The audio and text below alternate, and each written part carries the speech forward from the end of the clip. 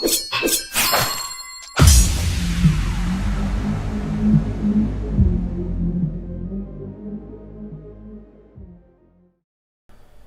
thing first, let's have a brief look to what's included in this tutorial. So just forget about this recording modeling, as these are my video files for the recording. We have a first folder of Blender matcaps, which are the matcaps already in Blender, but we could make great use of those for custom shaders. There are a collection of a few free brushes. We have those maps that are the maps that I have created during the course. So you should start with an empty Dragon Knight maps folder and create those on. We have a collection of patterns that we will see later in this course. These are vector files of Celtic patterns. We have a few references here. So we have the body sculpt of the final model. We have the concept art for Thiago Almeida, a low resolution one, and we have some final render of what you should be able to achieve if you stay till the end of this tutorial, and also a finished model view here, and some close-up on the shield and the sword.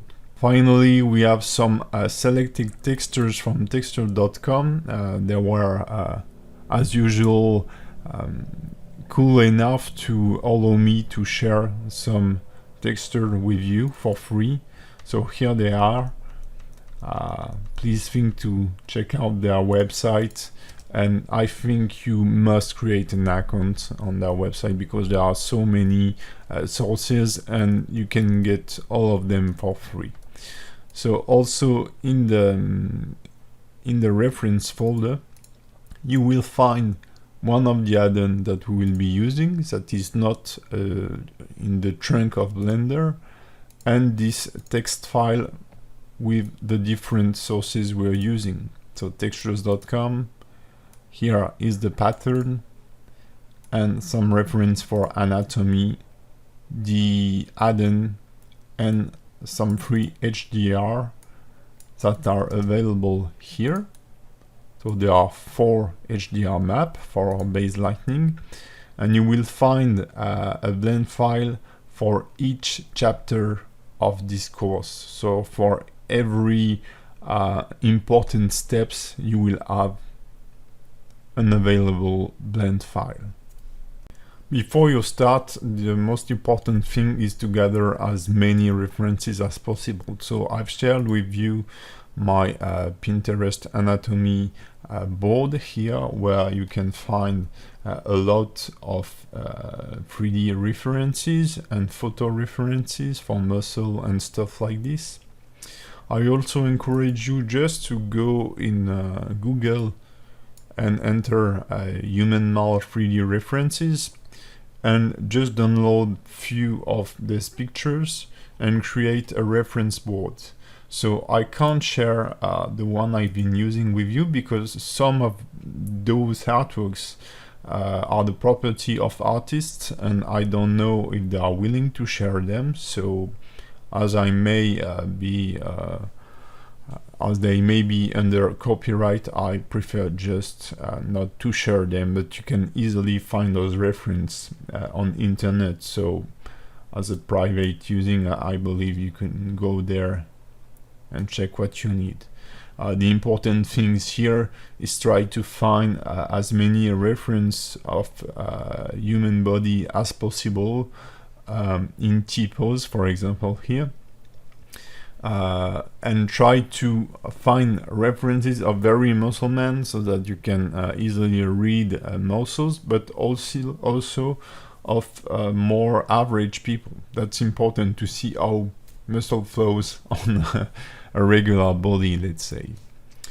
And finally, as I've shown you, I've added a selection of HDR that you can get here for free on this website, which is awesome, HDR Labs. So there are many others. So I truly encourage you to download them because they are free, and HDR is so cool to use whenever you want to create believable shaders. So before we get started, I will just share with you the few add-ons I'm using and also the few options. So for this course, I'm using a Wacom tablet. I think it's very important to have a graphic tablet. You don't need to have an high-end tablet. I've made most of my career on Wacom Bamboo, which you can get for less than $80, I think. So here are our scene. Let's press Ctrl-Alt-U and check what kind of add-on I'm using. So generally, I use the F2 add-on, which allow us to increase our retopology flow. I'm using the Sculpt tool add-on. So to install it, just click Install Add-on from File, go into your folder, so it's in Modeling Reference, and select the zip file and click Install from File. Then you just need to activate it by clicking here. I'm also using the Layer add-on, even if I don't show it during this course. The Node Wrangler, which is very important during shading, but I will remind you this. And I use also the Loop Tool add-on, which allow to perform new option while in edit mode. And I also use, let me recover this, I don't remember, but a special add mesh add-on. So maybe if we get here in the